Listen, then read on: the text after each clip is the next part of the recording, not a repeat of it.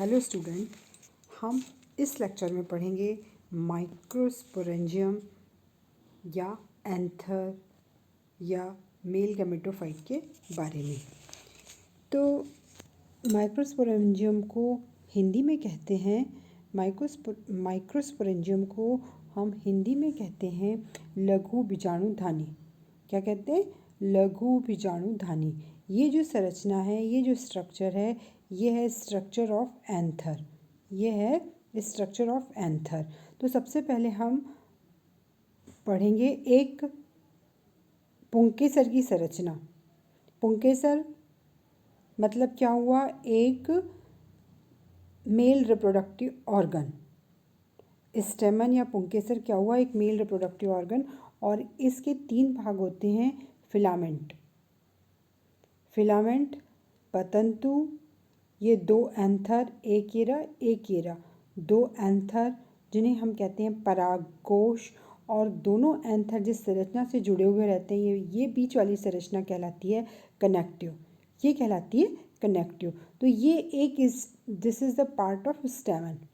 और स्टेमन कॉमनली जो स्टेमन है उनको संयुक्त रूप से हम कहेंगे मेल रिप्रोडक्टिव ऑर्गन, और उसके एक भाग को कहते हैं स्टेमन। ये भी देखो, ये एंथर से, ये एंथर और ये नीचे फिलामेंट। अब यदि हम इस एंथर का सेक्शन काटें, एंथर का यदि हम सेक्शन काटेंगे तो हमको इसमें क्या दिखाई देंगे? ये वाली संरचना दिखाई देगी। तो हम अब एंथर के टीएस की संरचना आगे पढ़ेंगे। एंथर का ट्रांसवर्स सेक्शन। अब जो एंथर का ट्रांसवर्स सेक्शन है, इसमें पॉलन ग्रेन, इसमें कितने ये एंथर लोब्स होते हैं, ये पॉलन सैक्स है। ये दोनों तो क्या हो गए? 2 एंथर लोब हो गए, एक और एक 2। और इस एंथर लोब में ये पॉलन सैक होते हैं। इस एंथर लोब में क्या होंगे? पॉलन सैक होते हैं। और जो एंथर है, एंथर का जो ये पूरा लोब है, ये 2 लोब में 2 चैम्बर में विभाजित है। देखो, एक जैसे ये हो गया और एक ये हो गया, है ना, पूरा 2 में विभाजित है। हम इसे पूरे को कहेंगे पॉलन सैक या माइक्रोस्पोरेंजियम। हम इसको पूरे को क्या कहेंगे? पॉलन सैक या माइक्रोस्पोरेंजियम लघु बीजाणुधानी। लघु बीजाणुधानी। अब हम इसका ट्रांसवर्स सेक्शन की पढ़ेंगे। देखो, ये रहा आपका पूरा एंथर, ये है आपका पूरा एंथर, है ना, ये एंथर है। अब एंथर का यदि हम इस तरह से सेक्शन काटते हैं, ट्रांसवर्स सेक्शन काटते हैं, तो हमको ये संरचनाएं दिखाई देंगी। हम यदि इसका ट्रांसवर्स सेक्शन काटेंगे तो हमको ये संरचना दिखाई देगी। इसमें 4 तो ये पॉलन सैक है, मतलब एक एंथर जो है 2 लोब में विभाजित है, एक इधर वाला और एक इधर वाला। ये पॉलन सैक है। और इधर वाले ये एक पॉलन सैक, ये एक, और इधर के ये 2, है ना। और ये जो बीच में दिख रहा है ये कनेक्टिव है। बीच में ये जो दिख रहा है ये कनेक्टिव है। और इसके अंदर होंगे, पॉलन सैक के अंदर होंगे माइक्रोस्पोर या पॉलन ग्रेन। माइक्रोस्पोर या पॉलन ग्रेन, हम पॉलन ग्रेन को पराग कण भी कहते हैं। तो देखो, ये जब ये डेवलप हो जाएगा, जब ये विकसित हो जाएगा, तो ये यहाँ से इस तरह से फट जाता है। माइक्रोस्पोरेंजियम पूरा ये फट जाएगा, और ये जो पॉलन ग्रेन है, ये इसमें से बाहर आ जाएंगे। ये पॉलन ग्रेन पॉलिनेशन के लिए बाहर आ जाएंगे। अब हम और विस्तृत इसके जो है एंथर के इंटरनल पार्ट के इसके माइक्रोस्पोरेंजियम की आंतरिक संरचना मतलब यदि हम इसका सेक्शन काटें, हम इसका ट्रांसवर्स सेक्शन काटें, तो हमको कैसा दिखाई देगा? देखो, हम यदि इसका ट्रांसवर्स सेक्शन हम किसका काटते हैं? हमारे यहाँ पर अधिकतर हमारे कॉलेज के आसपास भी और हमें धतूरा मिल जाता है। क्या मिल जाता है? धतूरा। तो जो धतूरा होता है, इसका स्टेमन काफ़ी बड़ा होता है। अब धतूरे का स्टेमन बहुत बड़ा होने के कारण हम उसमें ये ट्रांसवर्स सेक्शन का अध्ययन बहुत अच्छे से कर सकते हैं। धतूरा चूँकि बड़ा होता है, और यदि आप लोगों से, आप जब लैब में आते हैं तो आपसे धतूरे का ट्रांसवर्स सेक्शन कटवाया जाता है।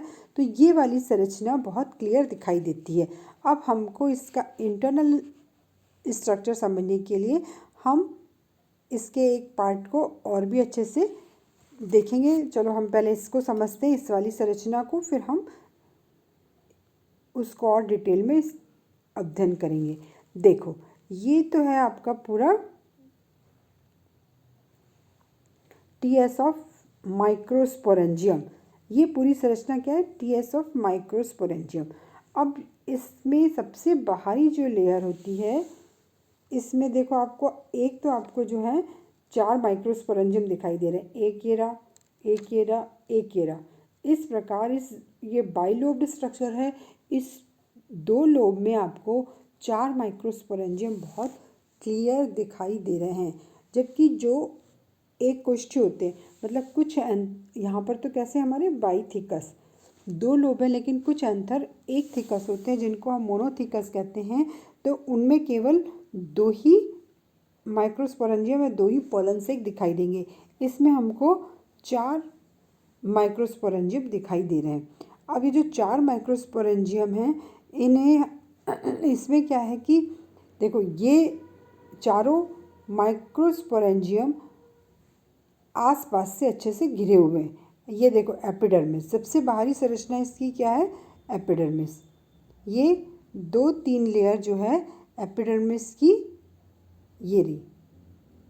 और फिर एपिडर्मिस के बाद अंदर इसमें ये जो येलो कलर की संरचना है, ये वाली है टैपिटम। ये है टैपिटम। जो येलो वाली संरचना है वो क्या है? ये टैपिटम। एंडोथीसियम, जो आंतरिक संरचना है बड़े बड़े सेल्स की, वो एंडोथीसियम। ये एंडोथीसियम, फिर ये टैपिटम। और इसके अंदर है पोलन ग्रेन। इसके अंदर बनेंगे, जब ये डेवलप हो जाएगा, ये विकसित हो जाएगा, तो इसके अंदर बनेंगे पोलन ग्रेन। अच्छा, अब इसमें क्या होता है कि जो जैसे जैसे डेवलपमेंट होगा, तो ये इसमें 4 पोलन सेक विकसित हो जाएंगे। और प्रत्येक पोलन सेक की हाइपोडर्मिस के आसपास जो है, यहाँ पर ये पोलन सेक विकसित होते हैं। इसमें आप और देख लो, ये तो है आपकी सबसे ऊपर वाली लेयर है एपिडर्मिस।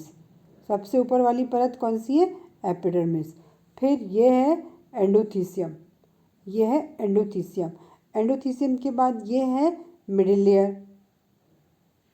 और मिडिल लेयर के बाद जो येलो वाली दिख रही है, ये है टैपिटम। ये कहलाती है टैपिटम। और जो इसके अंदर का भाग है, ये अंदर के भाग की कोशिकाएं माइक्रोस्पोर मदर सेल की तरह कार्य करती हैं। ये है माइक्रोस्पोर मदर सेल्स। जो अंदर वाला पार्ट है वो है माइक्रोस्पोर मदर सेल। और ये माइक्रोस्पोर मदर सेल में जब रिडक्शन डिवीज़न होगा और ये पूरा एंथर जो है डेवलप हो जाएगा, तो माइक्रोस्पोर मदर सेल में रिडक्शन डिवीज़न होने से ये पोलन ग्रेन बन जाएंगे। क्या बन जाएंगे? ये पोलन ग्रेन। और ये पोलन ग्रेन इस स्टोमियम से बाहर निकल जाएंगे। अब जो स्टोमियम होता है, ये क्या होता है? स्टोमियम यहाँ पर एक बहुत पतली लेयर की सेल्स, एक ही लेयर की सेल्स बनती हैं।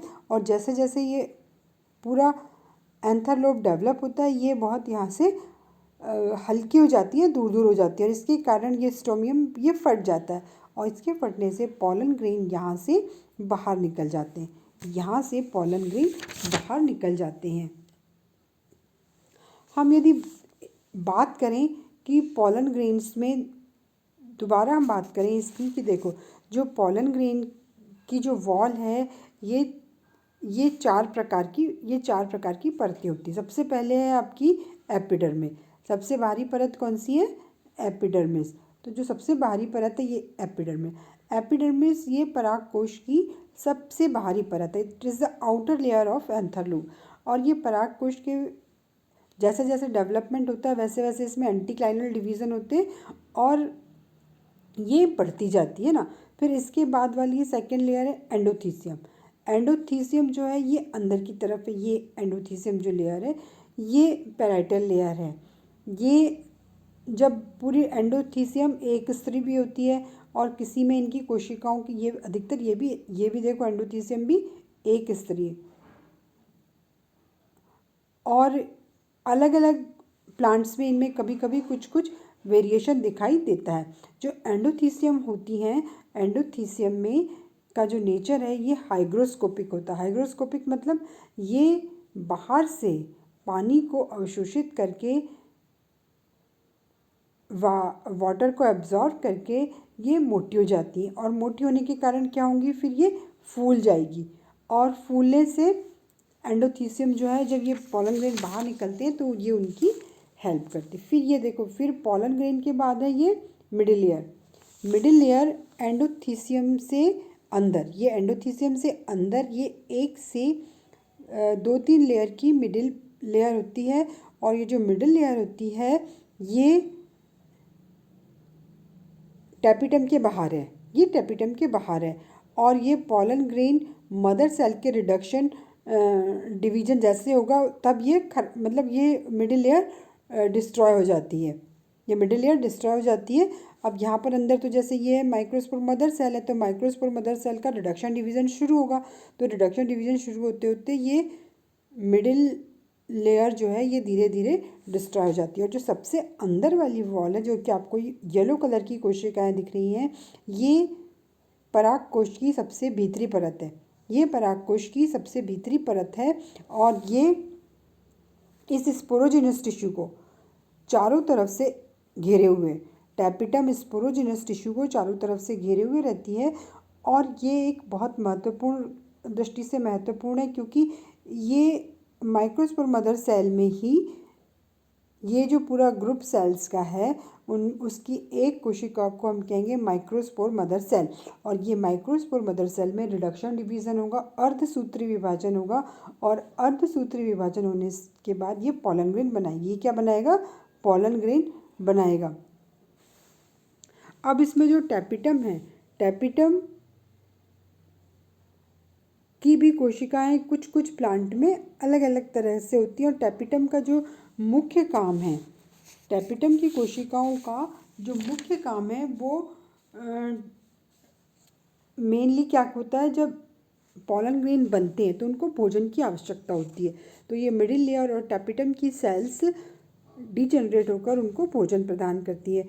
क्योंकि टैपिटम की कोशिकाओं का संबंध अधिक किससे है, पराग कणों के विकास से।